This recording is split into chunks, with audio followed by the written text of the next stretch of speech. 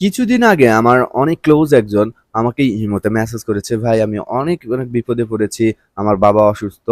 আমি হাসপাতালে রয়েছে। আমাকে ইমিডিয়েটলি ৳১,০০০ পাঠান।"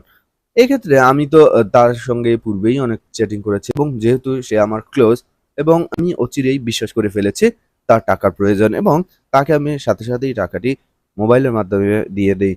পরবর্তীতে আমি জানতে পারি তার অ্যাকাউন্টটি হ্যাক হয়েছে। মূলত হ্যাকাররাই তার অ্যাকাউন্টে প্রবেশ করে তার বিভিন্ন প্রিয়জনের কাছে মেসেজ পাঠিয়েছে। বিভিন্ন ধরনের ইমোশনাল কথা বলে অনেকের কাছে টাকা হাতিয়ে নিয়েছে এবং তার বিভিন্ন তথ্য, বিভিন্ন ছবি সেই হ্যাকার চুরি করেছে। এখন তাকে ব্ল্যাকমেইলিং করছে। দর্শক, এই ধরনের বিপদের হাত থেকে রক্ষা পেতে চাইলে এখনই আপনি আমার ভিডিওটি সম্পূর্ণ দেখুন এবং সেটিংস গুলো অন করে রাখুন।